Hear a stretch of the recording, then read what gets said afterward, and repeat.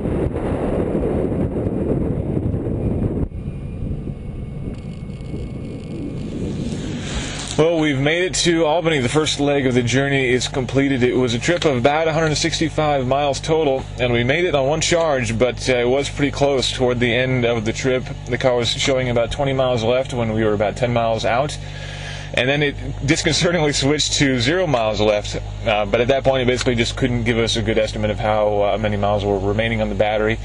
But anyway, we got here fine without a problem. The car is charging now. You might be able to hear a groaning noise, and that's the internal circuitry doing its wizardry to give the electricity coming out of the plug that's over there into the battery that's sitting back here. Now, 165-ish miles is certainly a lot less than the 230-ish miles that the car can theoretically make, but there are a lot of circumstances involved. It was no warmer than 32 degrees the entire trip up here. And of course, as we know, cold does have some impact on battery life. And also, we did want to give something of a real-world test here, so we weren't exactly limping along. We were driving the car in a sporty way, like you might be inclined to do, since this is a certainly sporty car. We also had the seat warmers on, and the heat was on, and my cell phone was even plugged into the USB port here and charging. So it was definitely a real-world scenario driving in the winter in this car. And 165 miles is honestly pretty healthy, I think.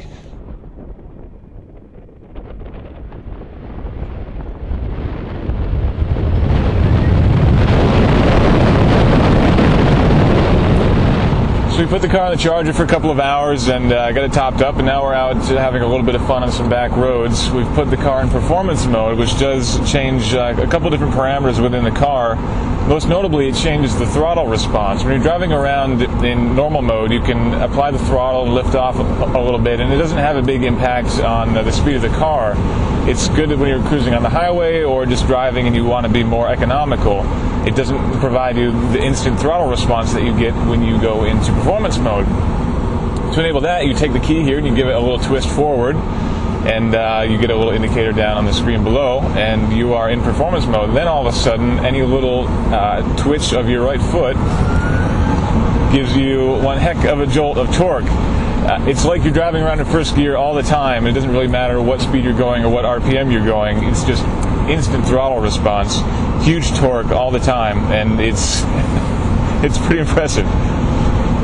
Now, this is the Tesla Roadster Sport. It's the 2.5 model, the latest edition that was released toward the end of last summer.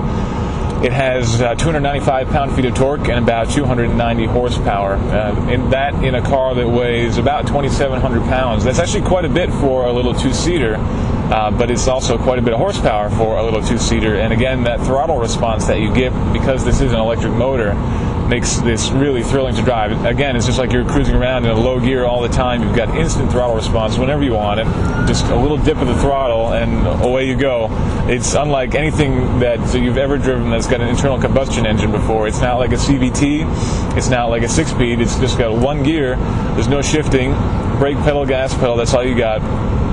And yeah, that does take away some of the fun of the driving. You don't have to worry about double clutching or shifting or any shifting at all. But if that's what you got to give up to get throttle response like that, that's a good deal. It's time for leg 2. We're bringing the car back to its rightful home in New York City. We got in last night, about a 160-mile trip, and we were basically running on fumes. Not, of course, that this car has any fumes to run on. We have a new route planned to get back down to the city, but again, we're looking at about 160 miles. And so today we're going to take things a little bit easier. We're going to be a little bit more judicious with our use of the throttle. And I'm also not using the heated seats, I'm sorry to say. The heat's off too, so you can tell I'm a little bit more bundled up than yesterday, trying to keep warm, because again, it's 32 degrees outside, and it's also pretty cold in here. Actually driving this thing is like driving a barn. You've got wind that comes in along the vent of the window here. There's kind of this swirling cool breeze down along your feet. This is the draftiest car that I have ever been in, and it is a little chilly without the heat on. But we're going to do it just to make sure that we have enough range to get back to the city, and hopefully when we get there we'll have plenty of juice left, but we'll find out.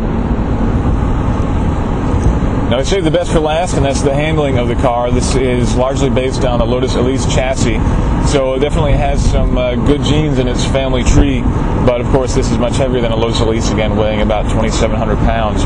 But really, when you're sitting in here, it feels a lot like an Elise. That big door sill that you have to get over to get in the car, suddenly that turns into a bolster for your legs, and you're really cocooned down deep in the car. You're sitting so low that the sensation of speed is huge. You can be going along underneath the speed limit, but be having the time of your life in this car. You've got a tiny little Momo steering wheel here with manual steering, so there's no power assist, and it's got really great feel, really direct, solid connection to the road, and a little stack indicator here behind giving you the speed and also how much power you're consuming at the moment. In fact, you've got 3 separate speedometers here in the car. You've got one back here, one on the Alpine head unit here, and another one down on their little multifunction display there. So if you get pulled over for speeding, you've got nobody to blame but yourself. Since this is the Roadster Sport model, it's got fully adjustable suspension on every corner. It also has adjustable roll bars front and rear, so you can tweak this however you like. Right now, the suspension is a little bit on the soft side, but it still handles very well, and it actually does a very good job of absorbing the worst potholes that the city has to offer. Right now we're in the country, but we've been on some questionable roads, and it certainly hasn't done much to break our backs, which is unusual for a little sports car like this. The handling is very good, though, overall. It doesn't quite have the immediate feel, the immediate turn-in of the Lotus Elise when you turn the wheel back and forth. But it definitely does have a lot of grip, and it feels very composed through the corners, and ultimately it's a great corner carver. Maybe not quite the slalom monster that the Lotus Elise is, but still a great handling car for sure. And that's regardless of it being an electric car. It's just a great handling car, period. Well, we made it. This country boy got this city girl back down to her home on West 25th Street. It took us 164 miles to get here. And interestingly, this time, it's showing we have 50 miles of range left on the car, which is quite a bit better than we did yesterday, whereas we kind of crawled in with nothing left on the battery meter. It was a little bit warmer today. We hit about 45 degrees, whereas yesterday we never got above 32. So that probably helped. We were also a little bit more judicious in use of the heated seats and the heating control systems in here as well, which helped. And I never plugged my Droid in, which might have helped too. Now, overall, the interior is a little bit of a mess. These carbon fiber things blind you. There's a creak that comes from under the dash up here. There's wind noise all over the place and swirling around, making things very chilly in here. The head unit is unfortunate, and ultimately it's just not a very good place to be for a long time.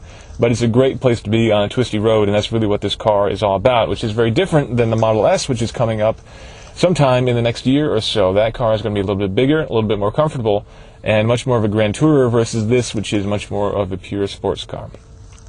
And it is a very good sports car, and a very good electric car as well. So again, this is Tim Stevens with Engadget, and this has been the Tesla Roadster Sport.